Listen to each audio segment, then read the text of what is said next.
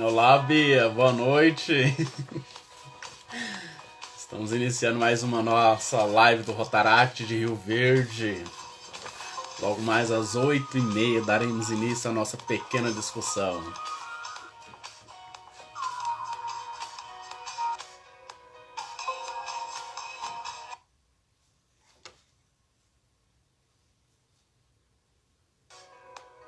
Bia, boa noite.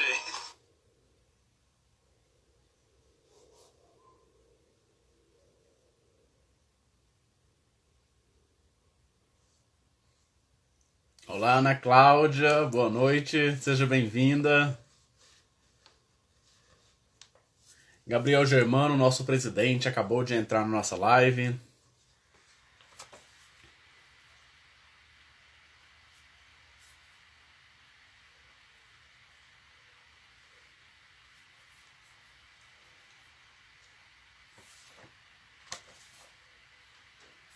Mais alguns minutinhos, pessoal, nós daremos início. Aguardem só mais um instante.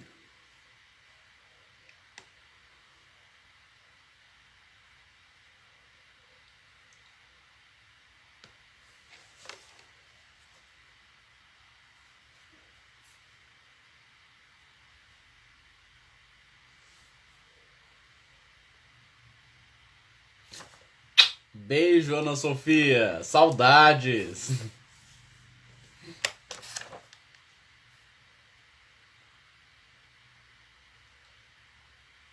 Boa noite, Raila. Logo mais será nossa convidada especial a participar conosco.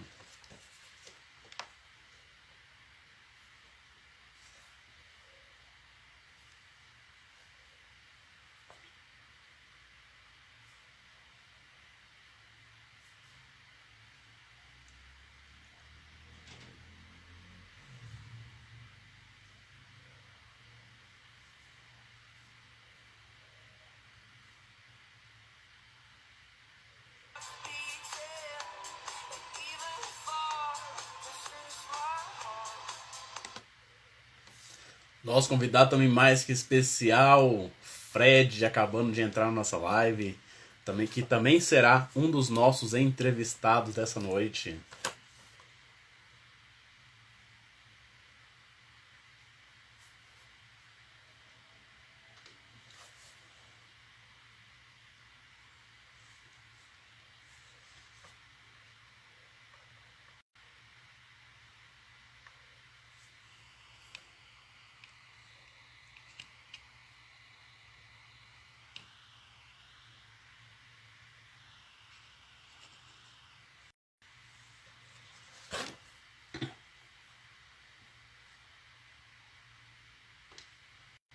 Nosso conselheiro Milson Neto também acabando de entrar. Seja bem-vindo, Milson. Saudades.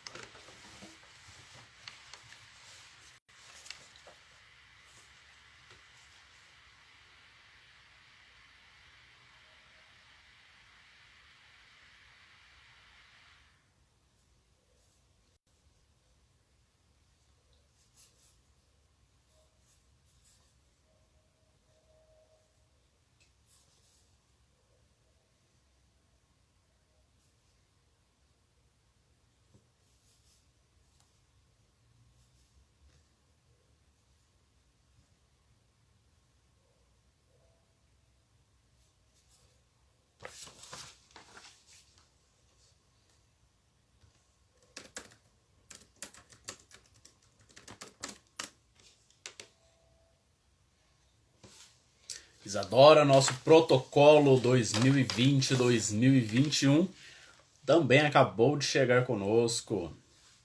Obrigado, Isa.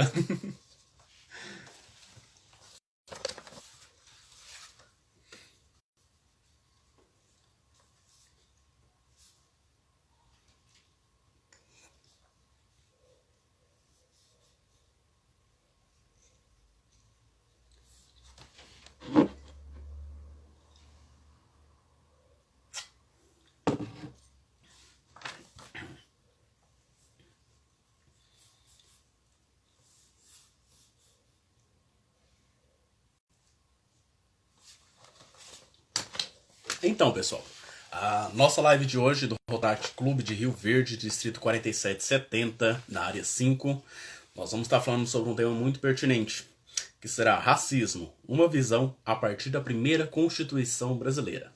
E para darmos início, agradeço primeiramente a presença de todos vocês que está hoje conosco adquirindo um pouco mais de conhecimento e poderão participar da nossa pequena live.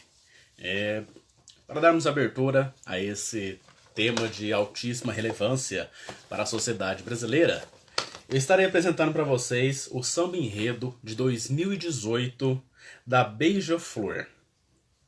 E ela diz mais ou menos o seguinte como título: Monstro é aquele que não sabe amar. Os filhos abandonados da pátria amada que os pariu.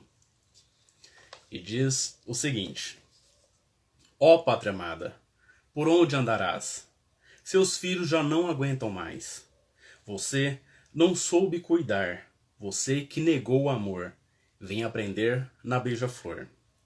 Sou eu, espelho da lendária criatura, o monstro carente de amor e de ternura, o alvo na mira do desprezo e da segregação, do pai que renegou a própria criação.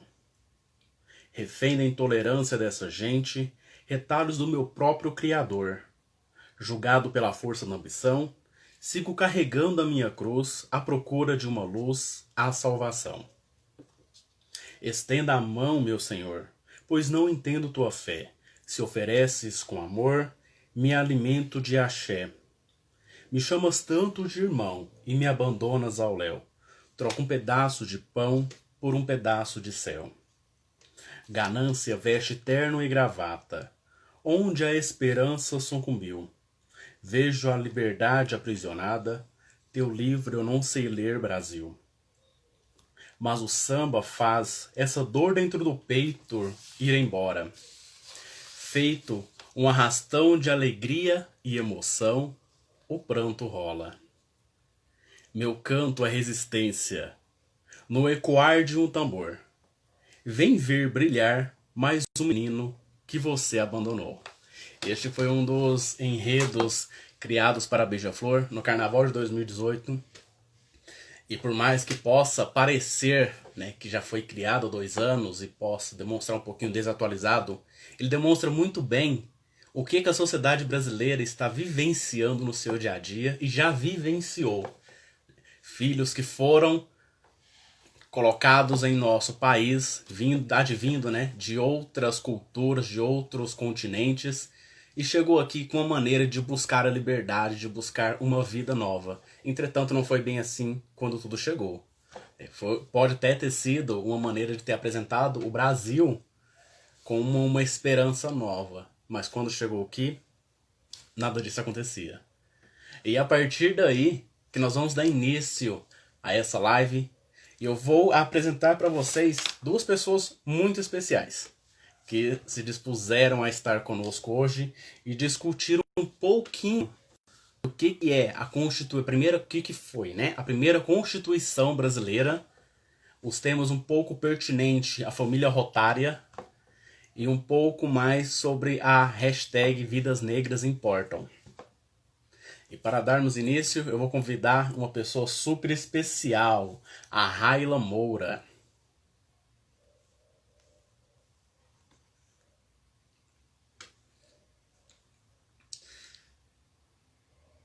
Só mais um instantinho.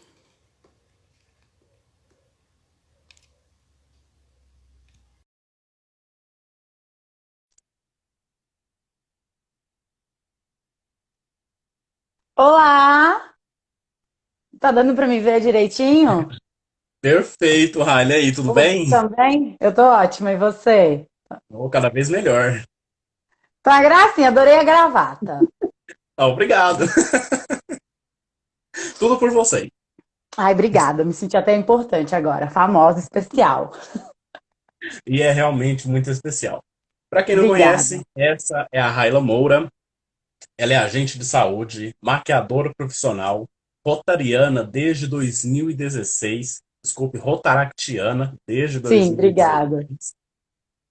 Ocupando os cargos de protocolo, vice-presidência RDA da área 3, 2019-2020.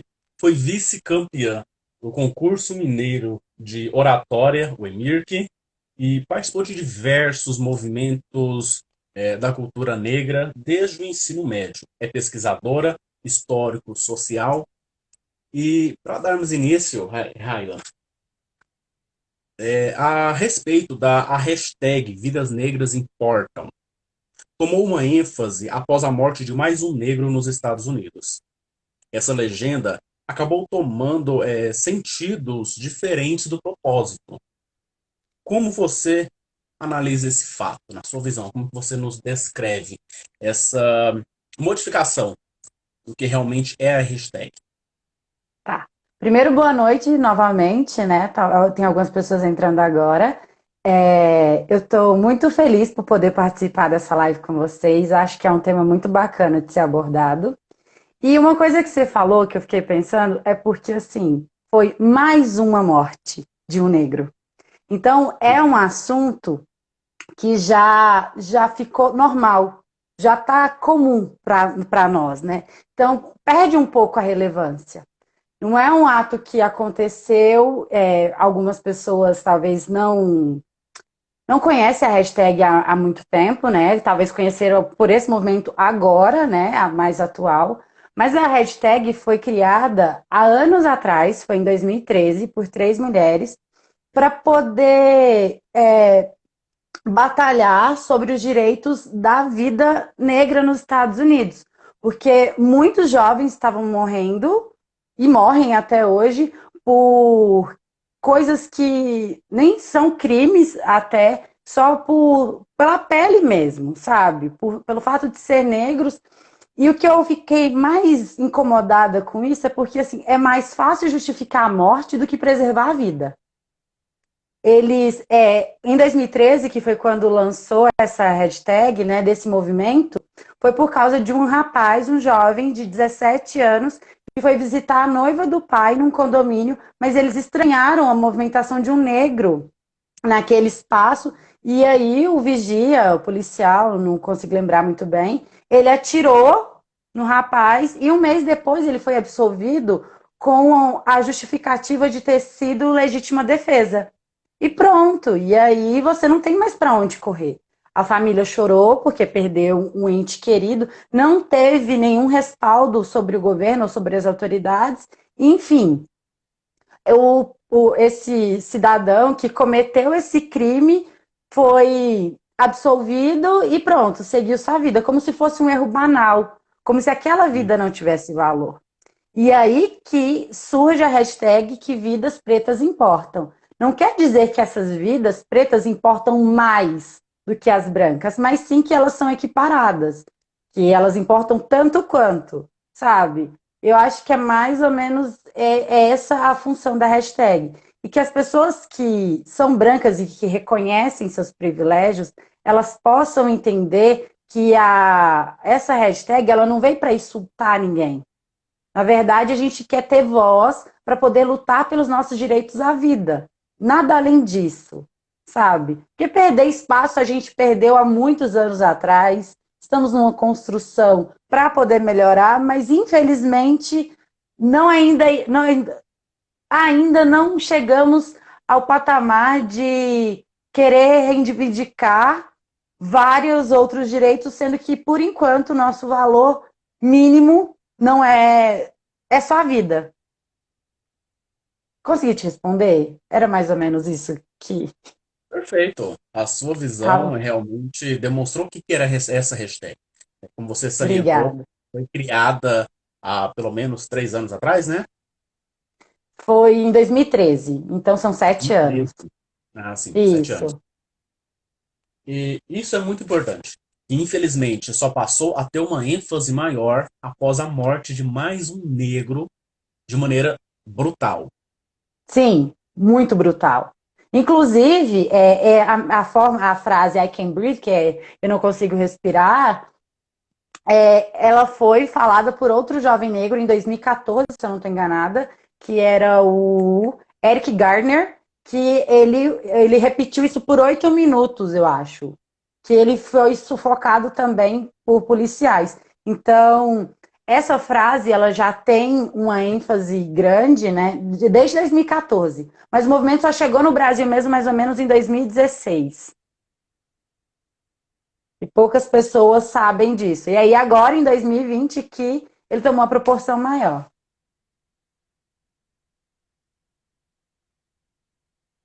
Consegue me ouvir?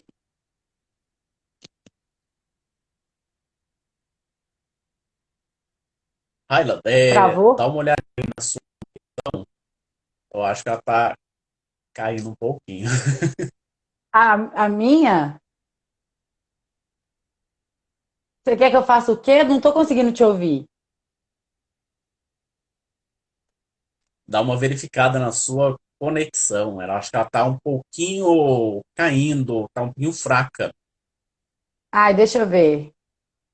Ó, eu Dá desliguei, uma. mas é porque eu tava contra o telefone aqui. Desliguei, vamos ver. Vai que, né? Vai. Agora melhora. Programa ao vivo Mas é cheio de esse imprevistos. pedacinho do final eu consegui. Vocês conseguiram ouvir? Tal. Sim, sim, Foi tranquilo? deu pra Tá. ouvir bem bacana. Para nós darmos continuidade, tivemos recentemente, né, o caso do nosso ex-ministro da Educação, em a sua última ação, tirando os direitos dentro da pós-graduação de pessoas negras, a princípio, pessoas que não têm realmente condições de entrar em uma pós-graduação, em um mestrado. Entretanto, o MEC acabou revogando, né, essa normativa que ele tinha criado.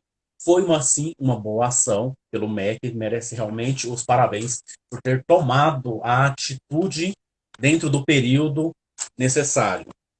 Diante dessa situação, Raila, nós tivemos uma carta de um leitor do jornal O Popular, publicado no dia 22 de junho, escrito pelo senhor Edigênio Vieira, que ele descreve um pouco do racismo, né? O título da carta é Racismo à Brasileira. Nos seguintes trechos, ele descreve no decreto de 1839, no Rio de Janeiro, que proibia negros de frequentarem as escolas públicas, e logo em seguida do texto dele, ele relata a seguinte circunstância. A primeira Constituição brasileira de 1824, no artigo 94 do inciso 2º, impedia formalmente o acesso de pretos a direitos básicos, como votar, ser votado, a educação. E no decreto 1331, de fevereiro de 1854, proibia que negros escravizados frequentassem as escolas públicas. Independente se eles estivessem escravizados, até nesse período, eles não poderiam frequentar as escolas públicas. Por mais que estivessem a sua carta de alforria, eles se mantinham presos por ainda não dar conta de se autossustentar numa sociedade daquela época. Então, de qualquer maneira, eles continuavam sendo escravizados. Então, nisso, a sua liberdade por educação, saúde, coisas básicas que temos hoje no nosso dia a dia, realmente eram formalmente proibidos. Diante disso, o atual cenário educacional e político brasileiro, podemos dizer que as medidas tomadas pelo nosso ex-ministro da Educação é uma maneira de manter a sociedade marginalizada no mesmo parâmetro da primeira Constituição brasileira? Olha, eu vou dar a minha opinião individual em relação a isso, mas eu acredito que na primeira Constituição, não. Não equiparado à primeira Constituição. Mas acho sim que é um passo para o regresso. Porque a Uhum. gente está falando de duas temáticas que são muito opostas, né? E ao mesmo tempo a mesma coisa que é a falta de valorização pela vida negra, de questões particulares dentro do racismo. A população brasileira hoje, ela é cerca de 55, 53, não vou conseguir lembrar direito, mas é um pouco a mais da metade da população brasileira, certo? Mas quando a gente fala sobre educação, sobre trabalho, enfim, direitos básicos, acessos básicos, nós não chegamos nem a um quarto disso, sabe? Eu estava vendo algumas coisas, até fiz uma colinha aqui, porque assim, a taxa de analfabetismo no país, olha para você ver o tanto que é distante, são distantes as realidades. Enquanto o analfabetismo para negros no Brasil é cerca de 9,1, para brancos é 3,9. Ou seja, um chega a quase 10, outro não chega a 4. Já melhorou muito? Já melhorou muito. Na questão de graduação, de 2,2 passou para 9,3. Isso graças às cotas. Estamos falando de graduação. Pessoas que concluíram o ensino médio e conseguiram fazer um superior. Já na questão de ocupar cargos, nós não ocupamos nem 5% de cargos de um poder alto, né? Então, quando você tira essas cotas na pós-graduação, que eu achei interessante, que todo mundo que concorda com isso vai pelo lado da meritocracia. Ah, porque se um preto e um branco já são graduados, quando eles chegarem no ensino da pós, né, o mestrado, o doutorado, ambos vão ter os mesmos direitos. Só que quando a gente pensa que não é bem assim, porque muitos fazer uma graduação graças à bolsa e tudo mais, mas quando passa disso, uma pós-graduação. Interromper um pouquinho.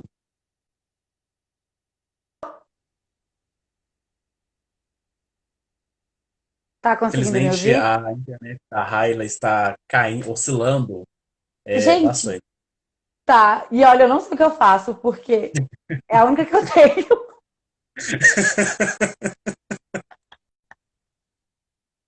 Eu não sei o que eu vou.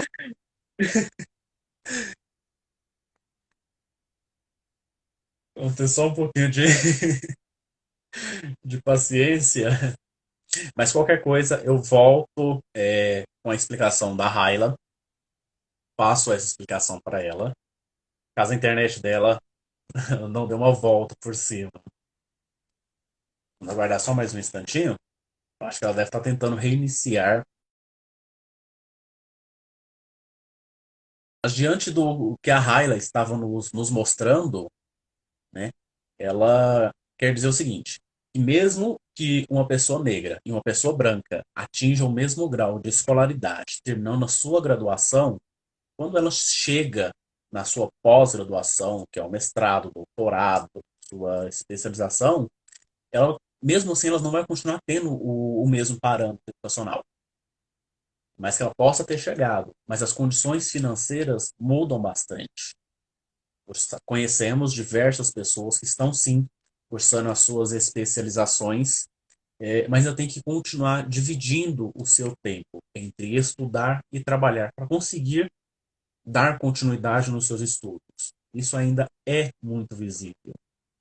Então, quando você acaba tirando as cotas desse nível um pouco mais superior, você acaba sim prejudicando pessoas que tentam alcançar um pouco mais. E com essa ação, né, do ex-ministro da Educação, isso se equipara muito a uma negligência educacional. A taxa de pessoas pobres, negras, pardas, que conseguem chegar é muito menor do que possa parecer. Então, tirar esse direito não é uma maneira legal de se manter a educação. Na verdade, você está quase mantendo com que essas pessoas realmente não tenham conhecimento nenhum para dar seguimento.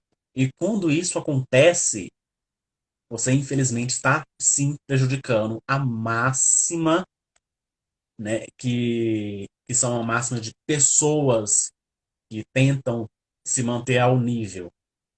E quando se diz a marginalização, não é no sentido de um marginal, um ladrão, não é nesse sentido, mas sim a margem da sociedade. grande parte da população brasileira ainda assim, infelizmente, vive à sua margem, apenas com o mínimo do mínimo para ter uma sobrevivência.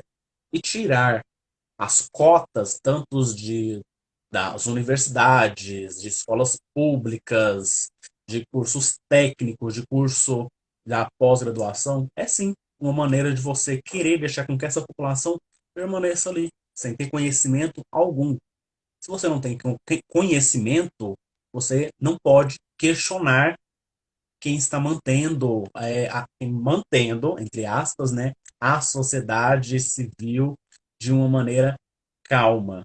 Você não vai questionar o seu governante de que a sua maneira de governar nem sempre está correta. Você tem que visualizar isso daí. Você tem que reparar o que você está fazendo. Então, quando você deixa a educação fora para a marginalização das pessoas, para dar margem social, você sim está mantendo a população ainda diante da nossa primeira Constituição brasileira. Não só de pessoas negras, mas sim de toda a população mais pobre, mais vulnerável.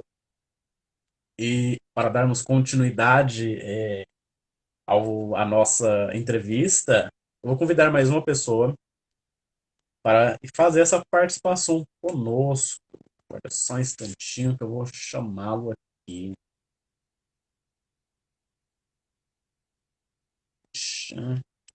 Ah, vamos só voltar aqui com a Raila. Acho que agora a internet dela deu certo. Vamos ver aqui.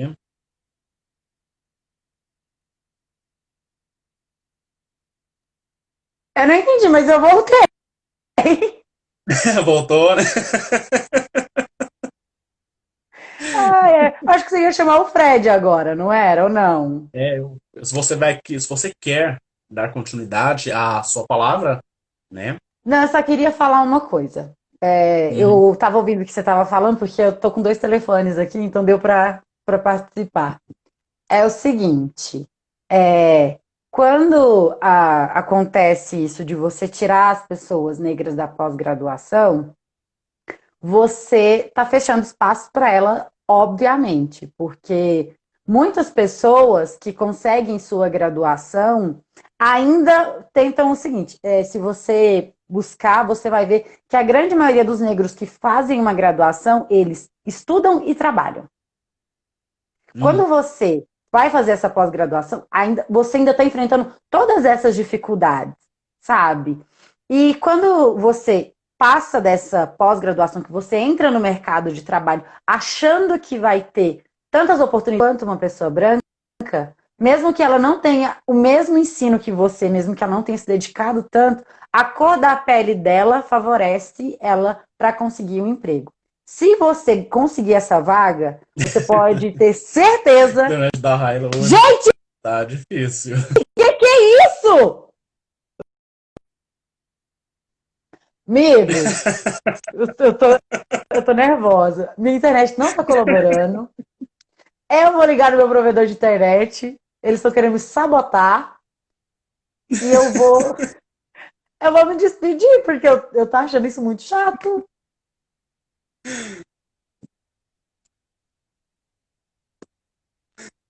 Aí, de novo. Infelizmente, a sua internet tá de sacanagem contigo. Mas, ó, quando quiserem, eu estou à disposição. Se eu puder ajudar de alguma outra forma, eu me coloco à disposição. Se a gente não precisar.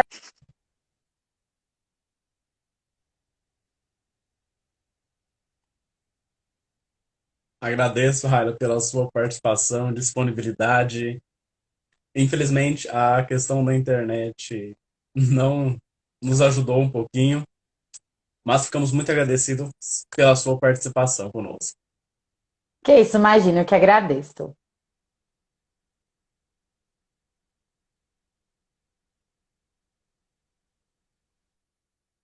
Então, para darmos continuidade, vou convidar mais um companheiro para darmos seguimento à nossa live.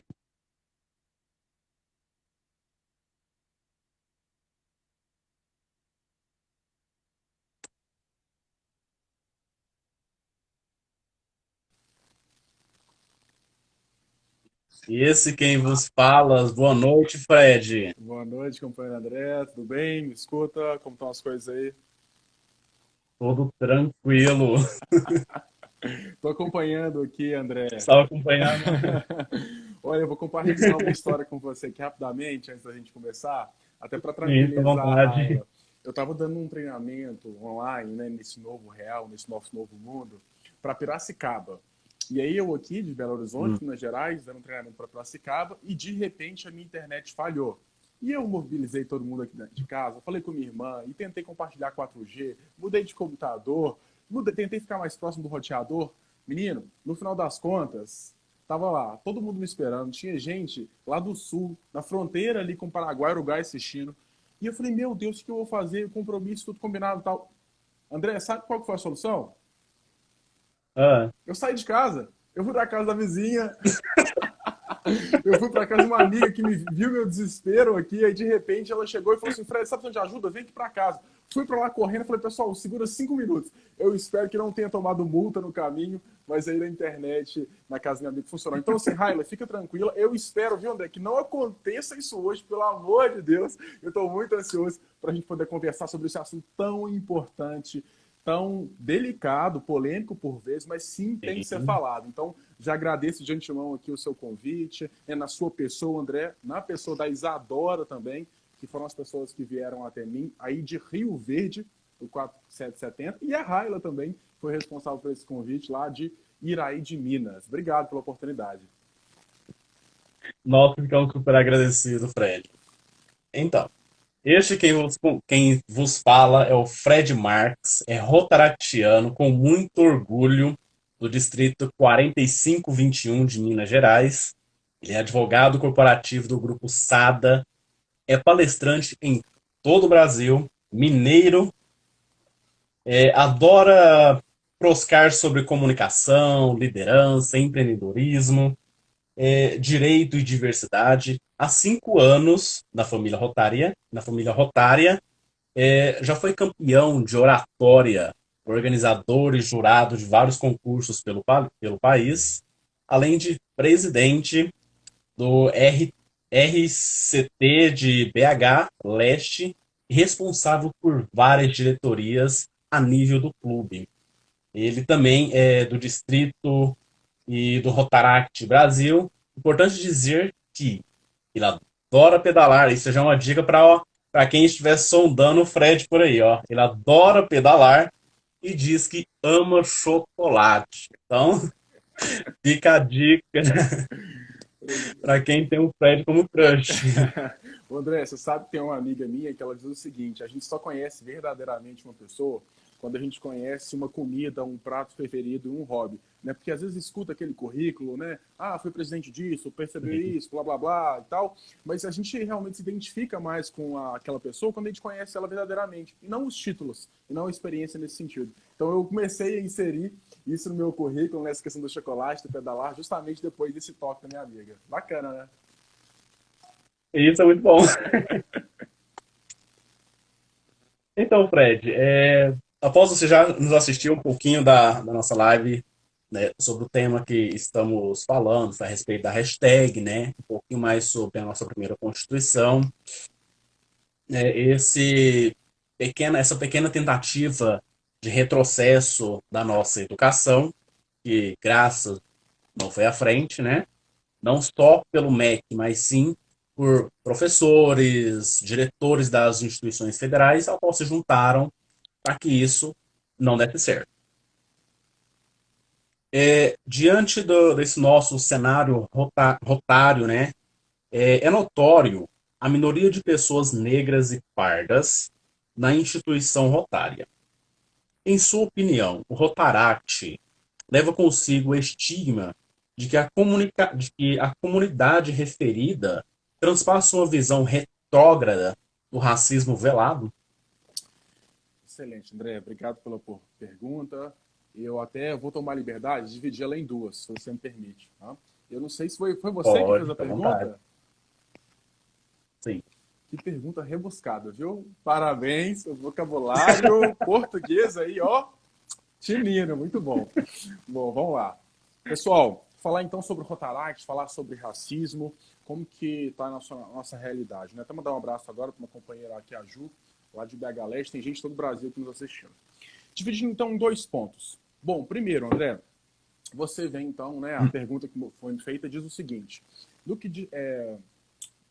é notório a minoria de pessoas negras ou pardas na instituição rotária? E aí veja então que nessa primeira parte da pergunta, ela não é uma pergunta, ela é uma afirmação. Então ela já está dizendo, olha, é notório a minoria de pessoas negras e pardas na família rotária. E aí eu pergunto para quem está nos assistindo, é notório? Quando a gente fala em que é notório, é algo que está muito claro, algo que é inegável, algo que é translúcido. Está ali na cara, né? Por mais que muitas pessoas não enxergam essa realidade, vale ressaltar. Então, sim, concordo, é notório. Não estou aqui discordando desse ponto. Mas o fato é que é notório para quem? Né? É um primeiro ponto que a gente tem que colocar aí. Quando a gente joga no Google, por exemplo, Rotary, e aí, não façam agora, por gentileza, tá? Prestem atenção aqui em mim, no André. Mas para quem joga no Google lá, Rotary Projetos, Rotarianos, e vai em imagens, eu até desafio vocês a olharem isso depois e verificar. Será que ali existem pessoas negras, pessoas pardas? Se elas estão naquelas fotos, será que aquelas fotos elas estão representadas em que situação? Naquelas pessoas que estão sendo assistidas, ajudadas por eventuais projetos comunitários, ou são aquelas pessoas que estão protagonizando? São os líderes, são os rotarianos? Depois dá uma olhadinha lá, Google Rotary, Rotaract.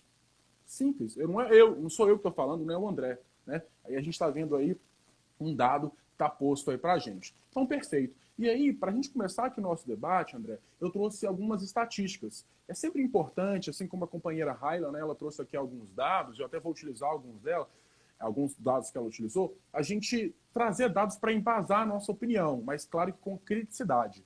Eu trouxe dados aqui, André, do censo do Rotaract. Posso compartilhar com vocês? Pode, à vontade. Maravilha. Diz o seguinte, então, esse censo de 2019 e 2021. Nós temos 8.298 rotaractianos, 699 clubes, 569 cidades no Brasil. Esse censo contemplou quase 80% do nosso Rotaract no Brasil, ou seja, em torno de 7.500 Rotaracts. Eu aqui, né, de BH, Minas Gerais, você aí em Goiás, quem sabe depois posso ter o privilégio de conhecer vocês, não conheço tanto, eu sei que é mais ou menos perto do Triângulo Mineiro ali, perto de Mineiro, tá, André? Mais ou menos. Mas vamos lá. Gente, qual é a porcentagem de negros e pardos no Rotaract? E até se alguém quiser colocar aí nos comentários, você vai acompanhando, tá, André? Enquanto eu vou falando aqui, vamos ver se o pessoal participa também, fazer algo mais interativo. Qual que é a porcentagem de rotaractianos na família rotária hoje? Bom, beleza. Rotaractianos, negros e pardos, perfeito? Vou deixar essa perguntinha aqui por alguns minutos e aí eu vou com raciocínio.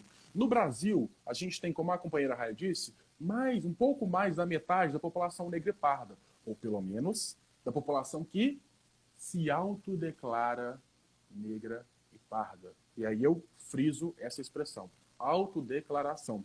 Porque às vezes, para parte da sociedade, aquela pessoa é negra, é parda, mas ela não se identifica dessa forma. Né? E aí vem outros questionamentos, outras questões. Até porque, André, muitas das vezes as pessoas preferem não ser negras ou não se identificar com a nossa cultura. Por quê? Porque eu vou deixar de ter privilégio, ou melhor, eu não vou ter privilégios. Então, se aquela pessoa, às vezes, que fica na dúvida, e que a gente sabe da nossa infância, eu estou fazendo mais um aspecto aqui geral para entrar dentro do Rotaract, se você me permite. Eu mesmo tenho uma prima que chegou a comentar comigo e falou assim, Fred, eu colocava pregador no meu nariz, quando pequena, para afiná-lo, na tentativa de afiná-lo. Eu usava lente. Eu alisei meu cabelo durante 20 anos, a tentativa de me embranquecer. Eu não me identificava como negro, né? Eu não me achava bonita, a minha autoestima não era tão interessante. Então, assim, qual que é o ponto disso, né? Esse autodeclaração de negro e pardo. Então, 50% da população, né? Um pouco mais de 50% da população é negra e pardo, e no Rotaract? Já vai o dado aí, então, de acordo com o censo, 30%. Mais especificamente, 23% de pardos, de pessoas que se autodeclaram pardas, e 7% de negros. Ok, Fred. Então, se a gente tem esse dado, e a gente já tem até um dado que não está em consenso aqui, que não está compatível com a nossa sociedade brasileira, se a gente tem 50% de negros na sociedade e 30% no Rotaract. Ok. Aí vem a primeira pergunta, dentro desse espectro, já que é notório, e você colocou e eu concordo com você, é notório, é perceptível, é claro, né? Representatividade. E eu pergunto para quem está assistindo, André, para quem está assistindo aqui do Rotaract, será, olha que eu estou aqui em Minas Gerais e você está em Goiás, será que existem negros nos clubes de vocês? Negros ou pardos?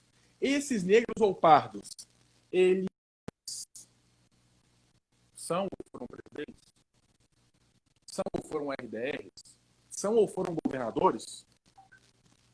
Tem um ponto da representatividade. Eu quero trazer as reflexões, jogar as perguntas para as pessoas, e eu imagino... Essa live vai ficar gravada também, ou André? Sim, Fred, deixa eu só te interromper um pouquinho.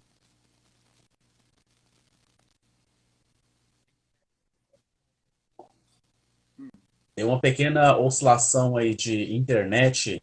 Você poderia voltar apenas um pouco mais no seu comentário, da onde você começou a falar da porcentagem de pessoas negras e pardas dentro do Rotaract, para nós analisarmos a situação hoje aqui dentro do nosso clube?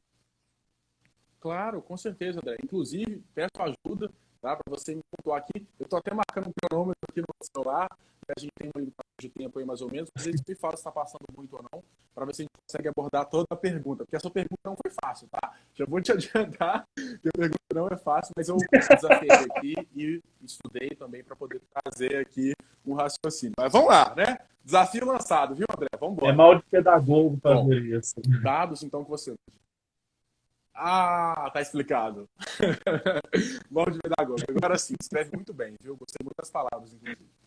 Bom, André, você me falou então para voltar nas estatísticas. Eu disse o seguinte, né? A maioria das pessoas sabe, esse é um dado notório, claro, não sei se para todos, mas para a maioria da sociedade, eu imagino, 50% da população do Brasil, um pouco mais de 50%, ela se autodeclara negra ou parda. E no Rotaract, como que é essa realidade? Qual é a porcentagem de negros e pardos no Rotaract? E aí eu vou dizer, inclusive, eu posso disponibilizar depois para vocês o censo, se for o caso, o que está escrito lá nesse PDF, né? Inclusive muito bem feito para o Rotaract Brasil. Diz o seguinte, que trouxe aqui, deixa eu ver se eu pego aqui, pá, representatividade, tá.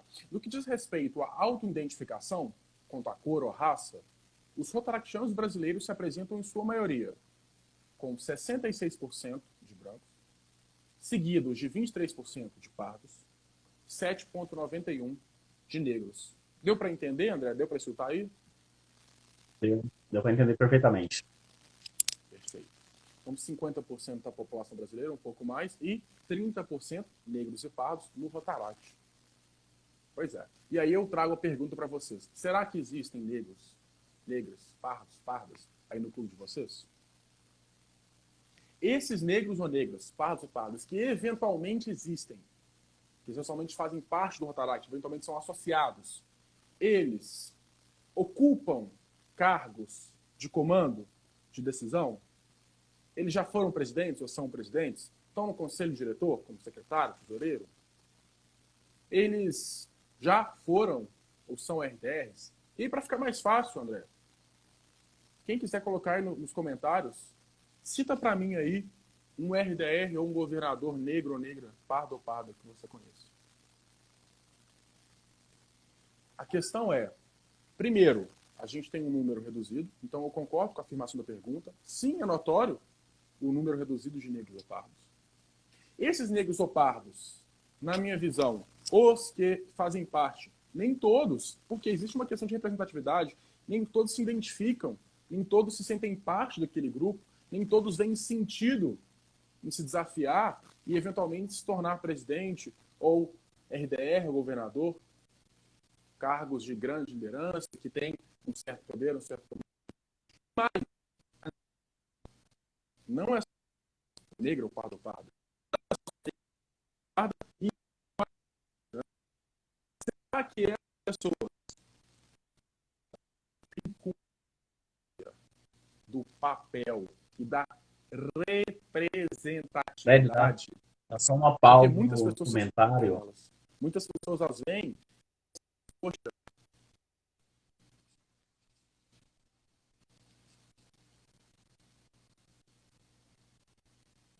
Normalmente, felizmente, Estamos com um Pode, pequeno pode ir, probleminha André. de Tô escutando. conexão da nossa internet.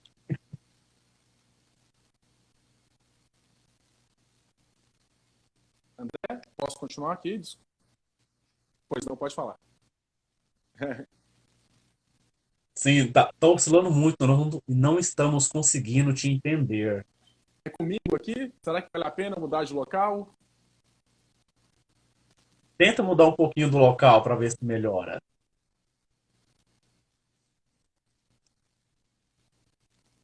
Eu vou mudar de local, ok? Ok. Beleza, então, André. Vamos lá. Vai tocando o barco aí enquanto isso, hein? Vamos ver aqui o que vai dar. Vamos mudar aqui de local. Vamos ver se muda aqui. Eu vou para mais próximo do roteador aqui de casa, mas eu tô tocando o barco aqui. Você me fala se melhora, tá?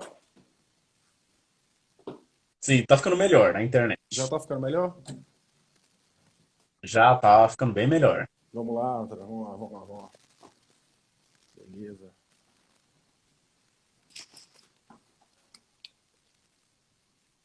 Bom, tô aqui agora mais próximo do roteador. Deixa eu fechar aqui. Vê se melhorou aí. Tá me escutando, André? Dá perfeito agora, Fred. Então, beleza. Tanto em imagem quanto em áudio. Deixa eu acender a luz aqui pra gente continuar. Melhor. Você conseguiu pegar, então, a questão do raciocínio em relação à questão das Sim, estatísticas?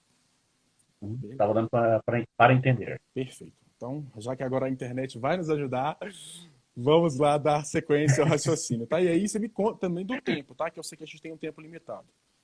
Deixa eu ver se eu consigo ter Sim, aqui a sua resposta. Então, representatividade, porcentagem, é o primeiro ponto. E aí vem o teste tá do ok. pescoço, né? Analisar ali no seu meio de Rotaract, que é o escopo aqui, como que está essa representatividade. Perfeito. Vamos para a segunda parte da pergunta, então, que é a mais difícil. Né? Em sua opinião, o Rotaract leva consigo o estigma de que a comunidade referida transpassa uma visão retrógrada de racismo velado? Ou seja, a gente está falando aqui de estigma, né? Dessa marca, dessa cicatriz social. A gente está falando de transpassar, traduz, permeia. Eu até dei uma olhada no dicionário, viu, André? Para poder aqui entender melhor essa pergunta sua. Mas vamos lá. Retrógrado, que é o quê? Algo antigo, né? Algo que anda para trás. Sim, E o velado, que é aquele véu, né? Que esconde, que tapa ali. Beleza. Fred, o que você pensa sobre isso? Eu acho que o primeiro ponto, a gente tem que fazer um recorte histórico. Entender o seguinte, entender que o Rotary foi criado nos Estados Unidos em 1905.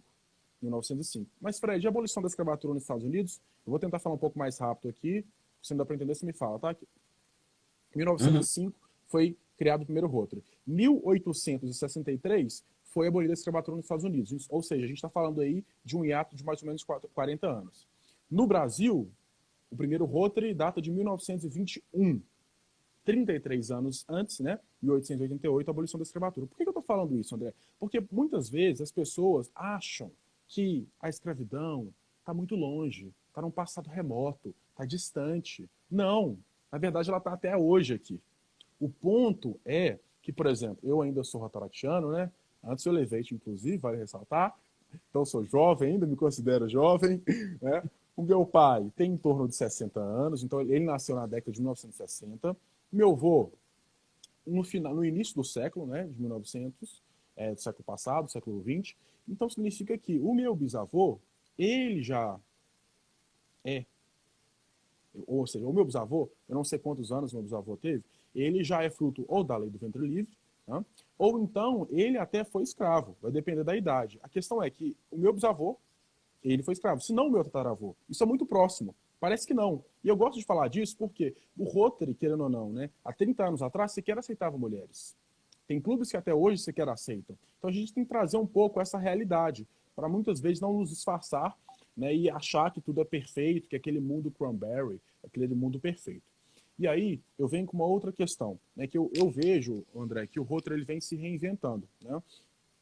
Ele vem sim. se reinventando, a diversidade está muito presente, não é à toa que nós estamos conversando aqui, a gente tem painéis sobre diversidade ao longo do Brasil nesses últimos tempos, e, além disso, vale ressaltar o seguinte, que o problema da questão do racismo muitas vezes, né? E aí tem até uma frase que hoje em dia está um pouco na moda, até fruto de um livro que eu recomendo aqui, se você me permite, um livro de Jamila, né? O Pequeno Manual Antirracista, que é sensacional.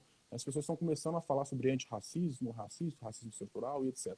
E qual que é o ponto? Né? O problema não é somente a ausência, a baixa de quantidade de negros no Rotaract. Eu acho também a falta de percepção dessa ausência. É o primeiro ponto. E aí o segundo ponto que eu quero passar para você também é não só o racismo, né? Ou seja, temos várias mazelas na instituição e na sociedade. Mas a questão é, o problema do racismo, eu não sei se é claro isso para todo mundo que nos ouve, não é um problema do negro. Não. O problema do racismo, na minha visão, é um problema da sociedade, né?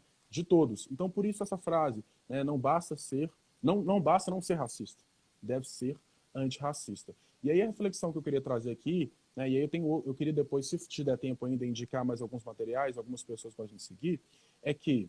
Sim, é um prazer. Então, a reflexão, obrigado. Onde que a gente traz isso? O perfil do associado. Existe um perfil de rotaractiano? Existe um perfil de rotariano? E aí outro ponto, aonde a gente busca esses associados, né? Tem um dia do convidado, geralmente se traz uma pessoa ali do seu meio. Então, será que as pessoas negras estão sendo contempladas? E, eventualmente, as pessoas negras ou pardas que têm um eventual contato com o Rotaract, elas se sentem identificadas, representadas naquela instituição? Então, é algo muito, muito, muito importante ser discutido, André. Eu gostei muito da sua pergunta, porque ela traz, né, ali nas suas palavras, diversos conceitos, diversas circunstâncias que têm sim que ser refletidas, têm sim que ser debatidas. Então, eu sei que a gente combinou aí mais ou menos uns 10 minutos, eu já até extrapolei um pouquinho esse meu tempo. Nós temos ainda mais 2 minutinhos para finalizarmos. Passo a palavra para o mediador. Vou ter que fazer depois uma outra conversa, né, André? É muita coisa para falar sobre esse assunto. Mas, para resumirmos essa questão, então, na sua opinião, você vê que isso é bem nítido, né? Tem sim uma minoria de pessoas negras e pardas dentro do Rotaract, e que elas, infelizmente, ainda acabam vendo o Rotary, né, como uma parte maior, como uma instituição apenas para monarquia. Vamos colocar até entre aspas essa monarquia. Eu não faria essa afirmação, mas sim faz sentido, tendo em vista que a maioria das pessoas geralmente fazem parte de um quadro socioeconômico e vêm de um certo lugar da sociedade. Mas essa expressão parece um pouco forte, mas tem sua verdade. Ficamos agradecidos pela sua participação conosco. Fred, seja mais do que bem-vindo quando você estiver aqui em Goiás. Venha participar aqui de uma das nossas tardes de roda de conversa, tanto em Rio Verde quanto aqui em Goiânia, onde eu me encontro atualmente. Foi um grande prazer, Fred. Obrigado, André. Nesses últimos 10 segundos eu agradeço todo mundo e fico à disposição aí no meu Instagram, no direct. Prazer falar sobre esse assunto. Vamos marcar mais vezes, hein? Obrigado, um abraço. Vamos marcar a próxima.